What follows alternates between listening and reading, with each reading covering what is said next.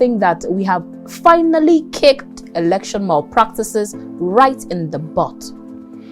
No, I wouldn't put it that, because there's always a human factor, and human factors change a lot of things. There is actually, the technology which will do a whole lot, in minimizing to the barest minimum elections malpractices, because all the vestiges of these election malpractices that come along, by direct human actions at the polling unit or at the transmission unit or at the collation unit and so on, all these ones, technology, has eliminated them. So we have moved to a very higher level. So what is needed is the personnel. The personnel that will operate these systems. If the INEC personnel are strong, are committed and patriotic and stand by their position that the right thing must be done, I think to a very, very large extent, we will have eliminated, election malpractices in the country. Now, so that brings us to the fear of INEC. In spite of whatever technologies INEC comes up with, in spite of whatever personnel and commitment that INEC build in its operators to do the job, if there is a failure of law and order or some quasi powers over and above the strength of INEC and those who want to do things right come up, what can INEC do? What can anybody do? So, and that is the first issue that I have discussed, which is to say non-state coercive operators.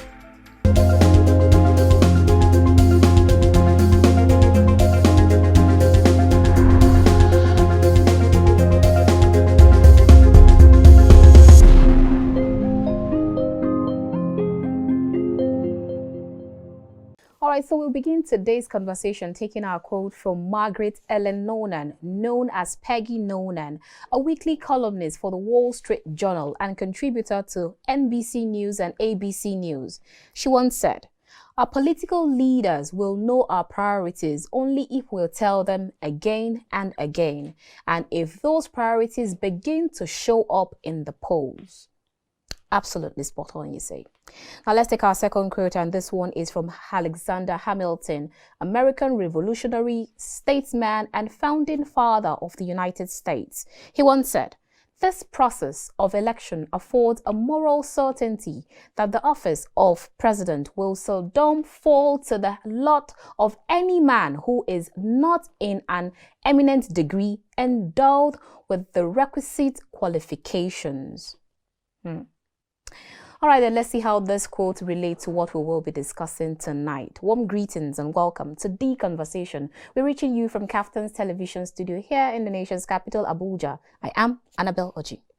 Now, insecurity and neutrality of security agencies are key factors that will shape next year's general election.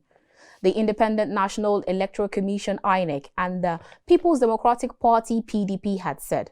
The election umpire is concerned that millions, especially internally displaced persons, that's the IDPs, may be disenfranchised unless threats are neutralized, as terrorism and banditry have displaced many people in the northeast, the northwest, and north central.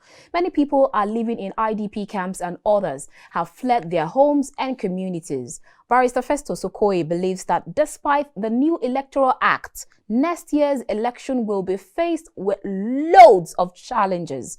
Meanwhile, Dr. Iyocha Ayu said PDP had misgivings about the neutrality of the security agencies going by their actions in previous elections. Now, on the other news, the Senate rejected the bill that seeks to amend the Electoral Act. The lawmakers, in a voice vote, unanimously opposed a motion that the bill is read and considered for the second time. The bill is a response to a request from President Muhammadu Buhari. He had in February asked the National Assembly to expunge Clause 84, subsection 12 of the Act. He made the request shortly after signing the legislation into law. Now, the clause reads, end quote, No political appointee at any level shall be a voting delegate or be voted for at the convention or congress of any political party for the purpose of the nomination of candidates for any election. End of quote. Now, Mr. Buhari said that the clause constituted a disenfranchisement of serving political office holders from voting or being voted for at conventions or congresses of any political party for the purpose of the nomination of candidates for any election in cases where it holds earlier than 30 days to the national election.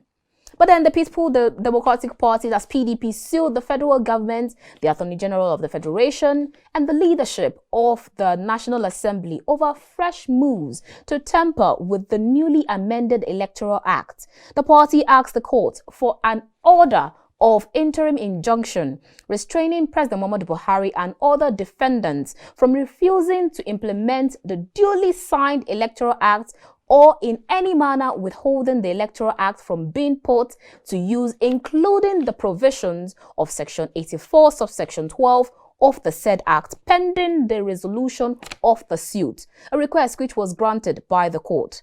Now, that is the big issue on today's conversation, and my guest is Dr. Umar Ardo, former SA on research and strategy to Chief Olusegun Obasanjo, Nigeria's president and commander-in-chief in 2003, strictly on principle, in a faith that very few can venture. He's also a public commentator. He is a public policy analyst. You get to meet him soon after this time out. Do join us again.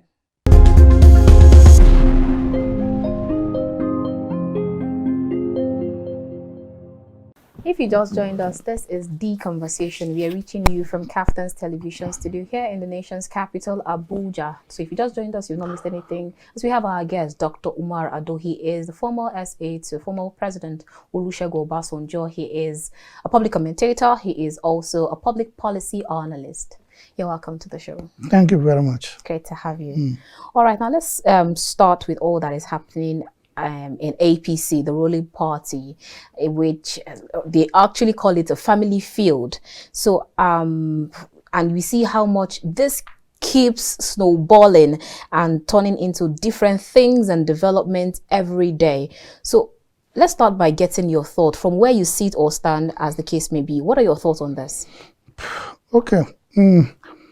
For me, the APC issue is just a misunderstanding by the key founders of the party, that is President Muhammadu Buhari and Chief Bola Tinubu.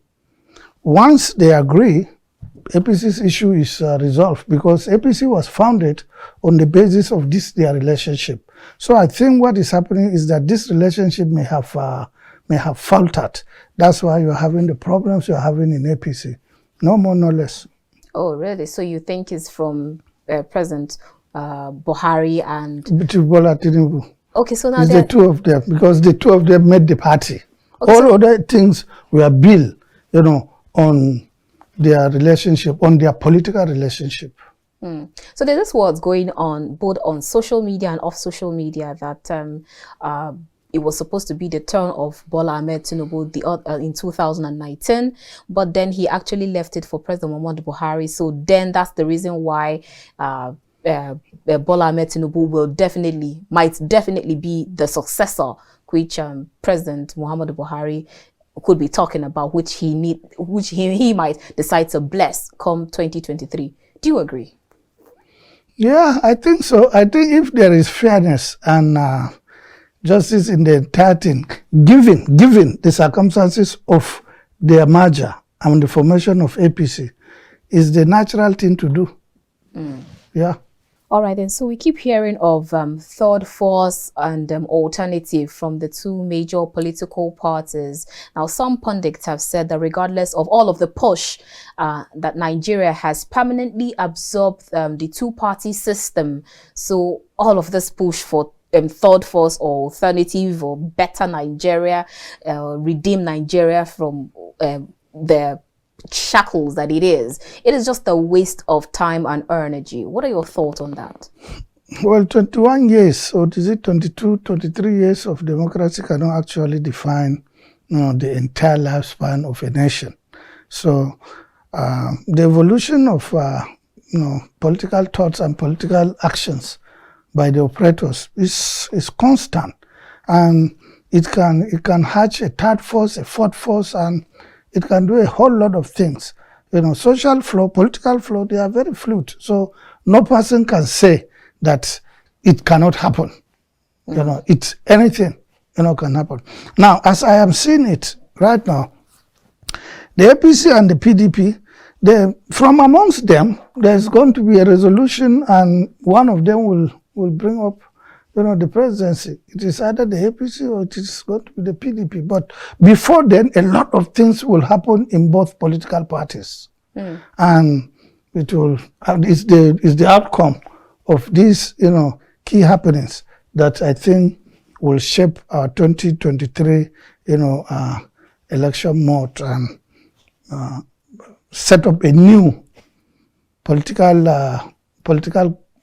government that will push this country onto the new level. Okay, so I'm confident of that. So after 2023, but before 2023, by 2023, the politics of 2023 will lead us into a national rebirth. I'm very confident of that. So do you see any of this third force or any of these new parties emerging aside APC or PDP? Yeah, anything is very, very possible, I can assure you, because we are not playing politics of national development. We are playing politics of self-aggrandizement, politics of ego, and because of that, there is a lot of bitterness within the system, and this bitterness will be such that it will halt any amity amongst the players and create a condition that will hatch something good for the country. I assure you, and especially with the Electoral Act, the new Electoral Act, one good thing that I like with the new Electoral Act is it stretches the campaign period from 3 months to 6 months, from 90 days to 180 days. A lot of things will happen. A lot of, issues of character, issues of competence, candidates, political parties, policies, and so on. A whole lot will come out, and in the end, people, Nigerians will elect those who come top on this. Okay, so do you agree, or do you buy that thought, that school of thought that Nigeria has permanently stayed on two-party system, nothing more, nothing less? That's what I just debunked. No, that social flow is such that you cannot say we stay on two-party system. Even in the United States that we are talking about, how did it start? It started, with the what do they call them? George Washington's political party, which is it's not the Republicans, the Federalists, okay. And then from the Federalists over the years, the Republicans came out, the Democrats came out, the Wing Party came out, the Liberals and so on, and it continued, metamorphosing until it has come to this political two-party system. But also, in the United States, there is candidates, individuals that can contest, not based on political parties. But it never still worked. It never really worked, So two-party dominance have taken over, but we have not evolved in Nigeria to this level that we will say after 21 years, 23 years, that we are stagnant on two-party, not on two parties. No, I don't believe that. Okay, but then judging from the preparations, the conflict, the push, the move, even the body language emanating from the preparations towards 2023 general elections, it seems as if it's only the two major political parties that are ready for anything at all. Not just being ready, because they are the ones that are visible. I have not said that the two political parties will not bring out the leadership. I said so, actually, but I said a lot of things will happen within these two political parties that will hatch out something better, but it will still be within these two political parties. That's what I believe.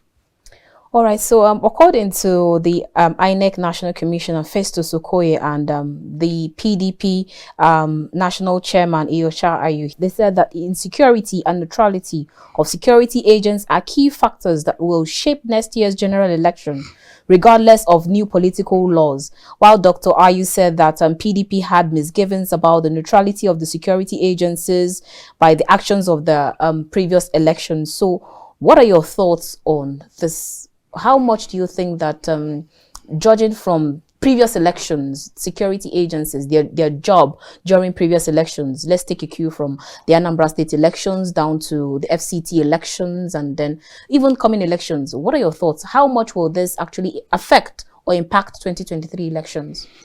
Well, actually, I am less concerned with the security state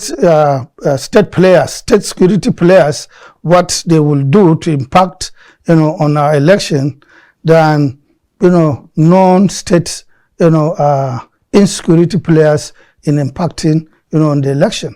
I'm more concerned with this than with the other, because it is not just the state that has the quasi powers over people. Non-state actors, criminals, bandits, and so on, they have quasi powers, and they are exerting it over the society.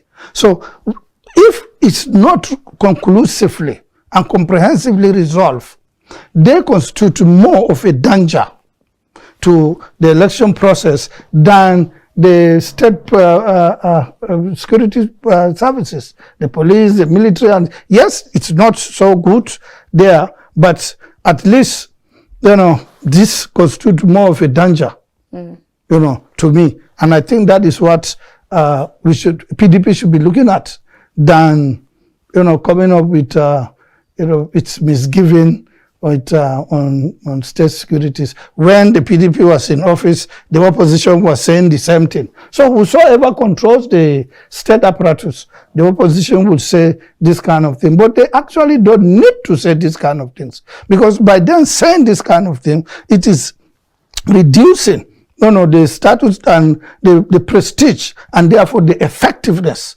of the security agencies, to exercise their responsibilities. So a lot of that society is just... How much does all of this statement actually hit the polity? Well, without having a good, and stable society, will not have a stable polity. You will not have stable politics.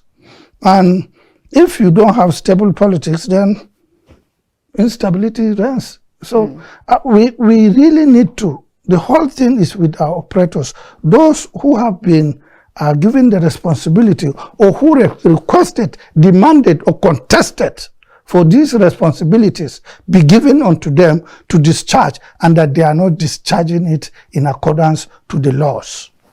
And once we can't do that, we will run a lawless society. And that is what is happening to our country, running lawless society, a system. So what do you do? What do you do? It's our operators. Our operators have completely failed. Who are these operators you're talking about? The operators, that is elective, bureaucratic, appointive, judiciary, executive, legislature. These are the operators, those who operate public system, including you. In this hall, in this television station, you guys are the operators. You are the ones operating this television station. So if this television station, goes bad, it's the operators that have made it go back. If it goes good, it's the operators. So it's the same thing with the operators of our public system. They are in elective positions, appointive positions, bureaucratic positions, and other kind of, civil service or so, public positions. And they don't operate these things on the basis of law. And society is on basis of law. Law governs the society. Every person would want to do as they please. I want my own viewpoint to be taken. You want your own viewpoint, the way you see things. You want it, you think it out and you think that is the way to go, and then you want to go with that. But it might not be that. So that's why we have laws to define us, to guide, to regulate, to direct, and, to lead, public affairs. And the laws are there. And the operators use the law to take over the operating system, to be the operators, but they don't operate it in accordance with the law. And that is the biggest problem of the country. So the lawlessness is the first sign of a failed state, a state that is not governed on the basis of law in practice. In mouth, we are a state under God and law. We say so. But where's the law? So this is our fundamental problem. And to this, if we can have, an enforcing system at all levels, and at the last resort, on the courts, because I've said it, I have always said it, I say it again, if you see a society, fail, look at, its judiciary. If its judiciary is strong, it will never fail. No way. Because it is in the nature of politicians, for example, to cheat, to go to the system and, cover this and cheat. And then, serve self-interest. But it is the duty, it is in the nature of the court to rectify that. If the courts rectify these things at the high cost on those who do it, it will drastically reduce it. So for us to get our system strong, let us get a judicial system that is strong. I'm very happy with some of the judicial pronouncements coming up, although there is still a whole lot left to be desired. Talking about a whole lot, there's actually some that we need to talk about during the course of this chat, but then we will definitely get to that. Now, but we've seen that the electoral umpire had reassured Nigerians that the years of electoral malpractices, rigging are all gone with the wind, as the new laws, that's the electoral laws, which gives credence to electronic transmission of results and beavers for accreditation, will make it totally impossible to alter results at collection centers. But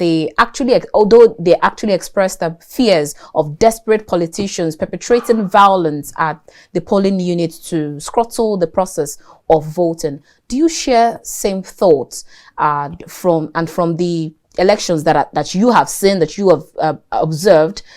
Do you share same thoughts, and do you think that we have finally kicked election malpractices right in the butt? No, I wouldn't put it that, because there's always a human factor, and human factors change a lot of things. There is actually, the technology which will do a whole lot, in minimizing to the barest minimum elections malpractices, because all the vestiges of these election malpractices that come along, by direct human actions at the polling unit or at the transmission unit or at the collation unit and so on, all these ones, technology, has eliminated them. So we have moved to a very higher level. So what is needed is the personnel. The personnel that will operate these systems. If the INEC personnel are strong, are committed and patriotic and stand by their position that the right thing must be done, I think to a very, very large extent, we will have eliminated, election malpractices in the country. Now, so that brings us to the fear of INEC. In spite of whatever technologies INEC comes up with, in spite of whatever personnel and commitment that INEC build in its operators to do the job, if there is a failure of law and order or some quasi powers over and above the strength of INEC and those who want to do things right come up, what can INEC do? What can anybody do? So, and that is the first issue that I have, discussed, which is to say non-state coercive operators.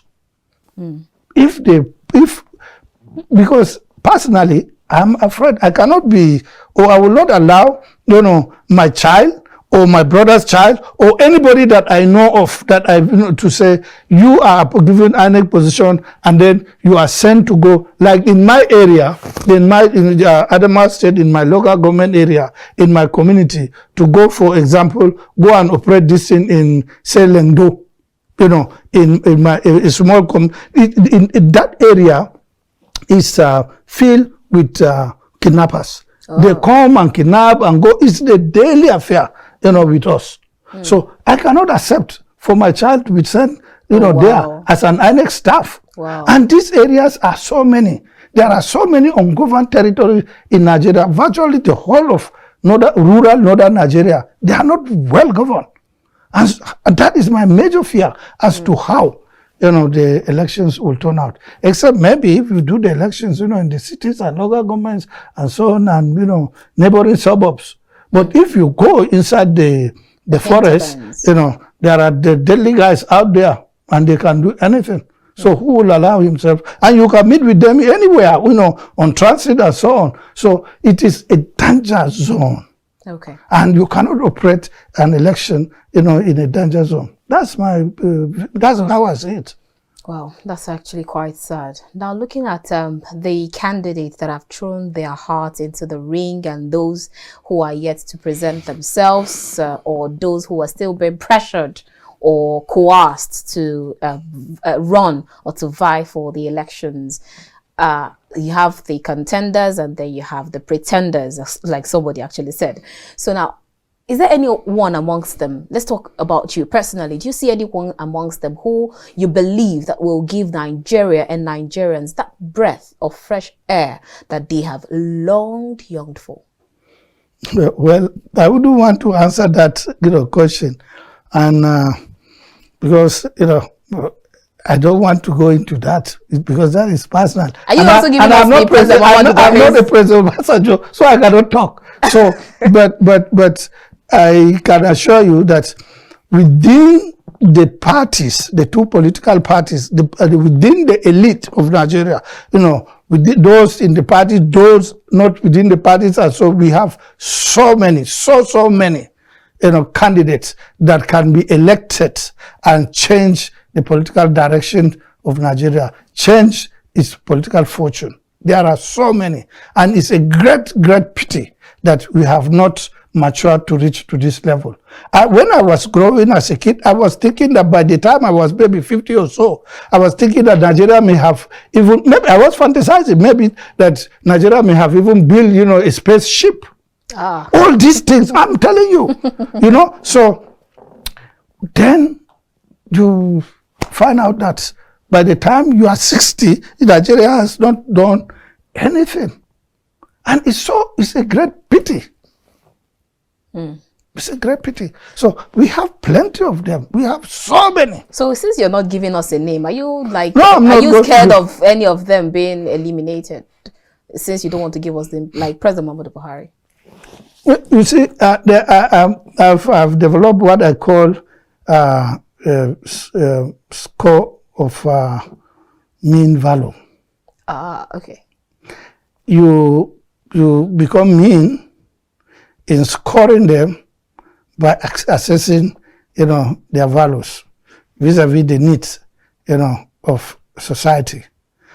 I have it, and one of these days we will roll it out so that, to give a new direction to how we should nominate and come up with our leadership, because it's the most fundamental thing for society, leadership.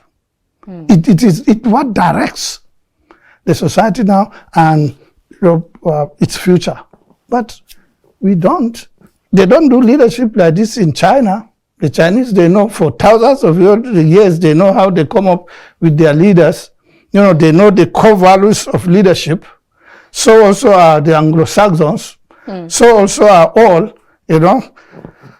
except us. In our traditional system of leadership, we all accept core values of leadership.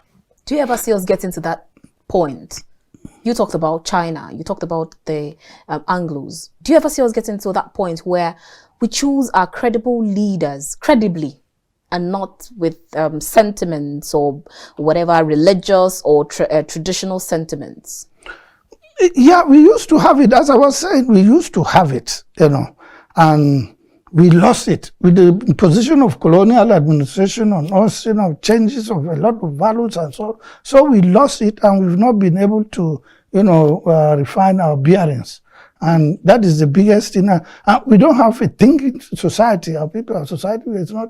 We are not thinking. We are not reading. We are not doing a lot of things that we are supposed to do to build a nation. Like President Obasanjo said the other day in his the lecture he gave during his 85th birthday, he came up with a thesis of nation building.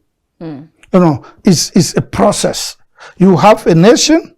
You have a country and you have a nation. You make a nation out of a country, and you break you break a country from a nation.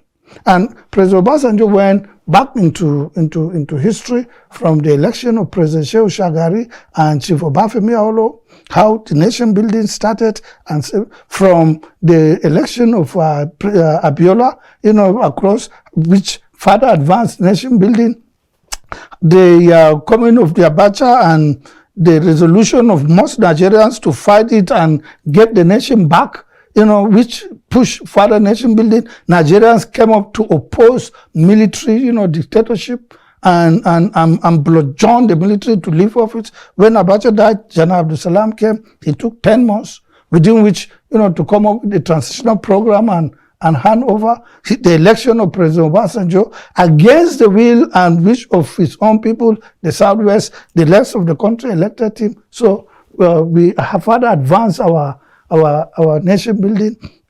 He then handed over to Umar Ardo, said, and further. But for me, there are a lot of things that we could have done, differently. But the principle of nation building has been put in place, and this has been put in our zoning constitution, our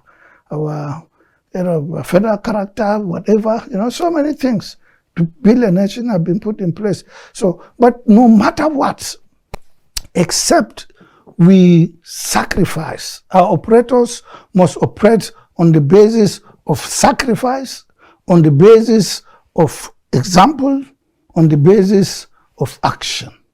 All right. They must make sacrifices, they must show examples, and they must act on the words. All right, we're due for a break now, so let's go on this quick break, and when we return, we'll continue with this conversation with Dr. Umar Ardo. Stay tuned.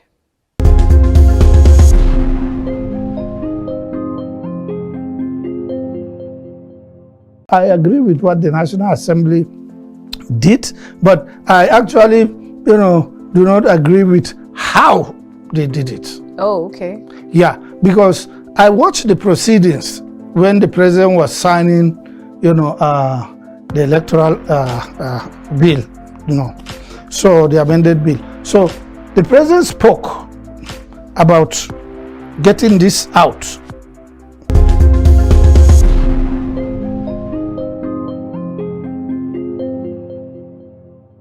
Welcome back. If you've just joined us, this is The Conversation. We are reaching you from Captain's Television Studio here in the nation's capital, Abuja. If you just joined us, you've missed quite a lot, but you can still join in the conversation as we still have Dr. Umar Ardo. He is the former SA to President Olusegun Obasanjo. He is also a public commentator, and he is a public policy analyst. All right, before we went on that break, we've said quite a lot of things. Now, let's talk about the new electoral law. What's your take on the new electoral law, and which has actually caused quite a lot of dust and fuss to the polity after a very long wait? President Muhammadu Buhari signed, but later he's asking to make some other amendments to alter the Electoral Law, which it was actually to the dismay of many Nigerians, as they said the amendment was rejected. As we saw that the amendment was actually rejected by the Senate. Now, did you actually see that coming? And what's your read on the entire situation? Well, the issue of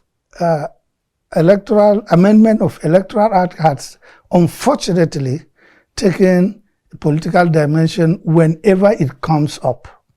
I can remember, actually, President Buhari has done even better than President Goodluck Jonathan. With all due respect. You know what? By President Jonathan signed the Electoral Act. I can't remember the exact details, but I can tell you this: what happened. He signed the Electoral Act, I think, before the nominations of other members of House of Assembly, House of Representatives, House of Senate, governors, and then after their own, then before his own, which is the last one, and then brought it out. There is how it happened. I have written it down. I can't really now remember the very details, but that is to tell you that the Electoral Act has always been a matter like secrecy amongst, between the legislators and the executives, because because the whole thing is about the two of them and only the two of them. Oh, it's about Nigerians. No, it's about the two of them. It's about the legislators and about the executive. Because the entire act of the Electoral Act is to elect the legislators and to elect the executives. It's not true. So the whole thing is about them. So there's always this secrecy. So now President Buhari had his own, and he was being, I believe, he's being strongly pushed by contenders in his inner circle who would want to take advantage of it, because the president is not pushing and showing direction. They now everyone will now pop up and take a bite, so to speak. So now they pushed in and they got the Electoral Act to be signed to the everybody's satisfaction, but there is a clause in that that gives advantage. Well, let me put it. Gives advantage to electoral. Are you talking of the Section 84? Section 84, I think it's 12. I read it somewhere. Yeah. Yes. It gives advantage to appointees, public office holders, to go into election with their positions. That is what the president wants. But what is in that section has taken out this advantage. They have to resign. Now, the president, in his response, I read it somewhere this morning or yesterday, was that, the letter that the president wrote to the National Assembly, giving reason why it should be amended, it should be expunged, is that it circumscribes the right of people to be elected, something like that. But the president, did not see the other side. The essence of all these things is to give fairness to all. It's to give fairness. If everything is done on a fair ground for all, there will be no cause for conflict. Okay. So where there is no fairness, then it comes. So this gives, this act, if they remove it and the candidate, the aspirant public office holders remain in their offices and not elective offices, appointive offices to contest against, others, they have taken unfair position on that. And anything that doesn't have fairness, we should distance ourselves, from. So the president should not look at the right of contest. You will contest on, you will have, every right has some limitation. You cannot contest if you are less than 18 years. You mean to tell me the guy that is less than 18 years, he has no right? You think, you impose something on him, but he accepts it. So every right has some limitations. If it is brokered by fairness and justice, it is done. So I agree with what the National Assembly did, but I actually, do not agree with how they did it. Oh, okay. Yeah, because I watched the proceedings when the president was signing, the electoral bill, so the amended bill. So the president spoke about getting this out.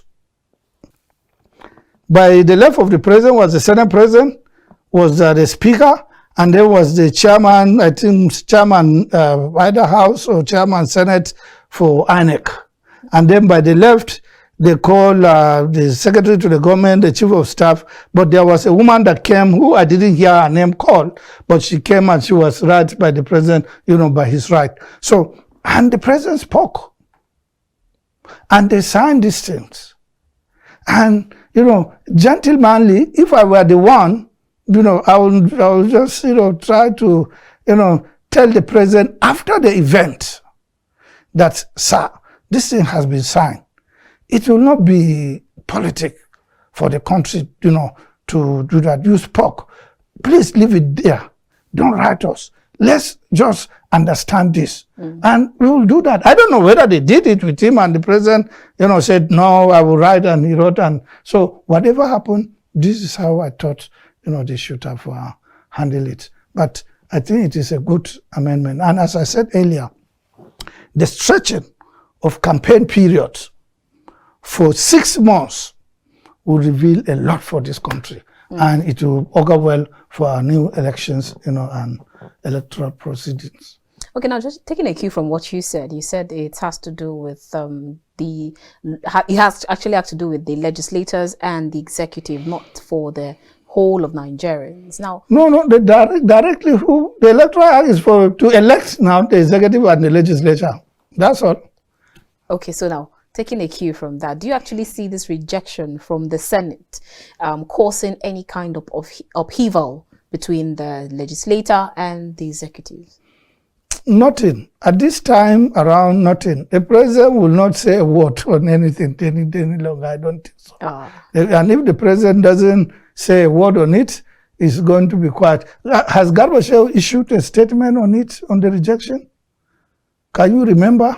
I don't. You don't think, yeah. And I think he hasn't. I don't know, but I think if he hasn't, that means he won't, because he would have at least, raised the issue immediately after it happened. So I think let us just leave sleeping dog lie. Okay. Now, so that contentious clause of that Electoral Act Amendment Bill, that's the clause 84 subsection 12 that the president is asking the National Assembly to amend, like we talked about. I'm going to read it from here. It says, no political appointee at any level shall be voting delegate or be voted for at the convention or Congress of any political party for the purpose of nomination of candidates for any election. Now, don't you think that if it is amended, this clause is amended, it might affect some people or some group of people who might actually have great potential for the country? How? I don't understand your question. Because I have discussed this issue before on why the clause there should remain, because it creates fairness. There is no point, for example, I am a minister of the Republic, I am in the cabinet, and then I go back to my state and then go and contest against others that are there who have been suffering and are bringing out their little resources and feeding and keeping the party alive. Then you come with advantage of public, and in these days of consensus, that which especially was built in the Electoral Act. What are they talking about? They are talking about imposition. And that is why the APC is having big problem. APC is having serious problem. They are talking, there is consensus there. They said they have adopted consensus. They said it was Abdullah Adamu. Now it is not Abdullah Adamu. They said the president has approved of it. Now the president did not approve of it. They said it is Buni, who is the chairman of the party. No, they've removed Buni and they put in, the president has approved it, 19 governors have supported it, and so on. No, it did not happen. So you can see the complete confusion because there is no, clear leadership to lead in this. Everybody is popping up to pick what they can pick. And I saw a video clip and it made me laugh. They said APC versus APC. So it's a penalty kick, So the striker was wanted to touch the ball and the goalkeeper went this side, and then he did it. So he said again, the goalkeeper went this side. So this is what is happening on a serious thing, like party politics, who will take over the destiny of the country of 200 and something million people. We are not serious. We are absolutely not serious. Our operators are not operating it in accordance to the law, in accordance to even common sense. You know, with all apologies to Senator Ben Bruce, we are not operating it on a common sense. What we do and what the law says and what we do. I'll give you a typical example, and I'll continue giving you typical examples. First, I agree to the judgment of the Abuja High Court on the PDP, on the governor of Ebonyi and his deputy. And also, I am not happy with a lot of the way the court handle the issues, like look at what Section 101, subsection 1G says of state assemblies, what Section 68, subsection 1G says of National Assembly. You cannot leave your political party that sponsored you into the House or into the Senate to go to another political party that you must vacate the seat that you are put in. Then subsection 2 says that to effect the vacating of this seat, the leader of the House, either the Speaker of House of Assembly or the Speaker of House of Representatives or the Senate President, must give effect to this vacating. And they don't do so. The Senate President, my senator from Adamawa, defected from PDP and joined APC. But because it suits the politics of APC, the Senate President did not declare his seat vacant. Right to INEC that the provision of section this has been complied with, conduct election. He refused to do so. And then House of Representatives, Senator Member Dogara left PDP and joined APC. He was the Speaker of the House of Representatives. Speaker. And he knows the provision of the Constitution very explicitly. He refused to abide by it. They all refused to abide by it. So you have to go to court to get the court enforce that. And for you to go to court and get it enforced, it is a Herculean task. I went to court 11 times. 5 times at the High Court. I went to State High Court. I went to Federal High Court. I went to FCT High Court. 5 times at the High Court. I went to 3 times at the Court of Appeal. And I went 3 times at the Supreme Court of Nigeria on issues of this nature. But the administration of justice is in such a way that the dispensation of justice becomes almost impossible. Because they will come, they have so many things, they'll come with the preliminary objection, this preliminary objection is this. So at the end of the day, the essence of the court is defeated.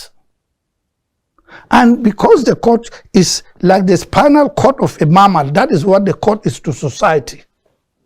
If the spinal cord is injured, the mammal sucks. When the court is injured, the society collapses.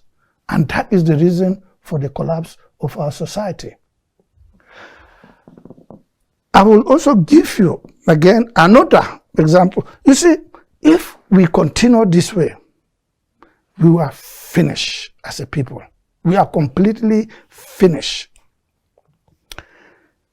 Look at, for example, in my own political party, you've been introducing me as a public analyst, and so, yeah, I do public analysis. Yeah, I was assigned to President Olusegun Obasanjo, but I was actually deployed to the office of the vice president, but I was, an appointee of the president. So, and all these you call. But if you look at the way, our political party, the PDP, handle its things on the highest and most important office of the party, the national chairman, in which the national chairman of the party is being, this is not probably the first time, Initially, there was a time when they even said that a gun was put at the neck of the national chairman and so on. So but we didn't see that. But what we saw is that a national chairman was removed unconstitutionally. I'm sorry, the case is in court, it's at the Supreme Court, but this is a public issue. We also, what happened? The Constitution of PDP, Section 10 of the Constitution, states that only, I don't know which subsection, only the chairman with the neck can discipline a neck member. They tried to remove, to suspend Secondus through the neck. It became politically impossible. And the Constitution knows. That's what the Constitution says so. Then they now went to what? Secondus owns what? And then said they have not only suspended him, but removed him as party chairman and even removed him as a member of the party. A party that he founded.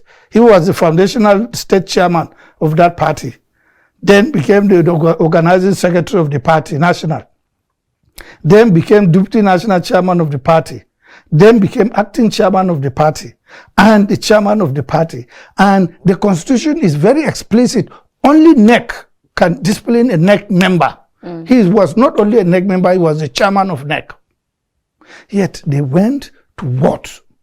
And said they remove him. But because it will stand nowhere, so they quickly took that, what they committed in that ward, to State High Court. And the State High Court signed a seal that Secondus was removed as member of the party, removed as chairman of the party, with a full judgment of the court. Now,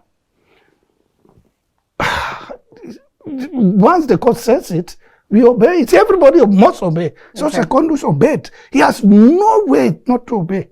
But he went to trouble. He went to appeal. He went to appeal. It's only the court that can change this. No other institution. Even the PDP were saying that let those in Rivers, the stakeholders, let them come and sit down and then come and agree with Secondus and then let him return as a member of the party and so on. I said you cannot do so yourself because the court's judgment is binding. Okay, so Dr. Umar, this same quagmire is what you also see happening in the at the ruling party. Now, some saying that the acting chairman caretaker committee, he was not removed, while some said that he has been removed. So there's this dilly-dallying around it, and then we all know that it is up to the NEC to know if he should be removed or not. With all of that, these things that are happening, do you actually see now in your own party, PDP, you have the court ruling on that, which is still in the court? Do you actually see this kind of thing happen in the ruling party? I'm going to ask you two questions and I'd like you to take them in one breath. That's on the one side. And then the other side is where you have conflicting judgments coming from our own court of coordinating. And you have one court saying this and then the other court saying another thing in the same case. How then do we settle this matter? Because you have a lot of politicians, they always want to run to the courts in terms of this kind of things to get judgment. Some even would run to the court or security agencies to get directive to throw people out. I even saw, as I was waiting outside, I think I saw on, or here, I think, where the PDP has gone to court trying to, get the court to bar anybody from not implementing the Electoral Act and so on. Is it not frivolous that you go to court and say to court, please tell this guy not to not to implement a law? I really don't understand. So you see, we have debated the entire thing. The most important things that the court ought to take care of are being diverted. And then frivolous things are now put at the core. This is a problem. So, but you said your first question on APC. Already they said there are more than 200 cases in APC, on it. So where you have two contradictory judgments, of courts of cognate jurisdictions, what you just do is just go to appeal, Or as they say, as one he said, I will take the one that I please. So it has to. You must have to have a pin. You must have to have only one pin, one head. Okay.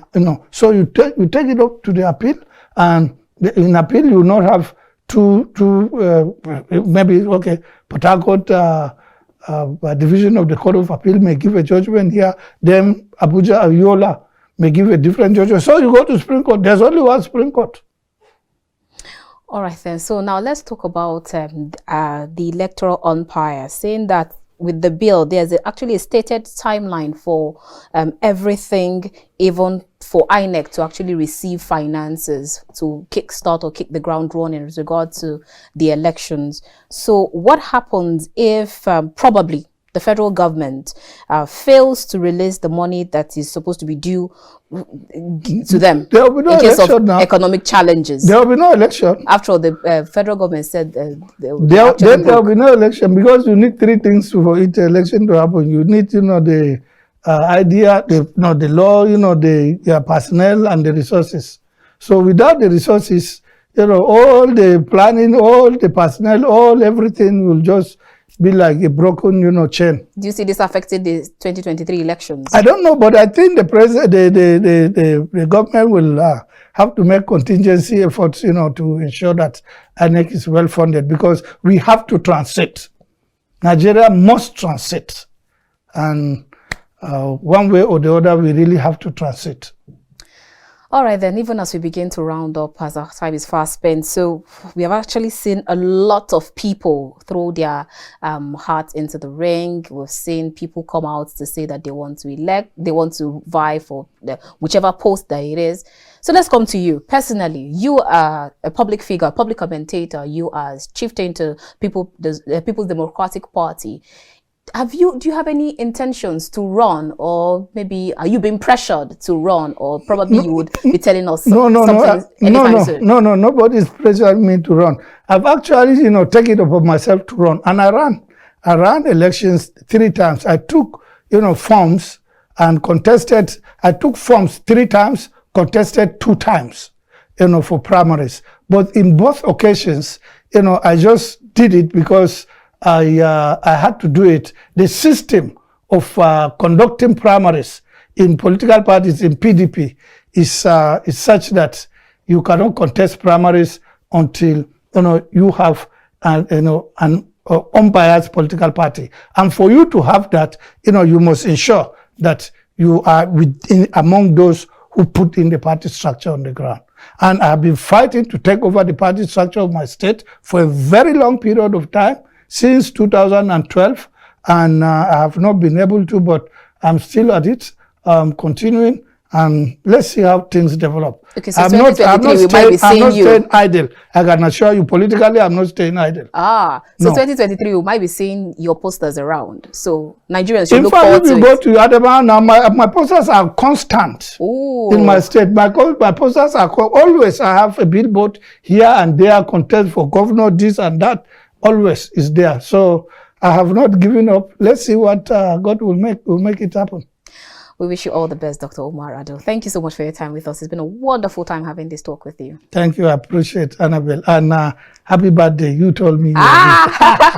You just let the cat out of the bag. Thank you so much, sir. Okay, sure.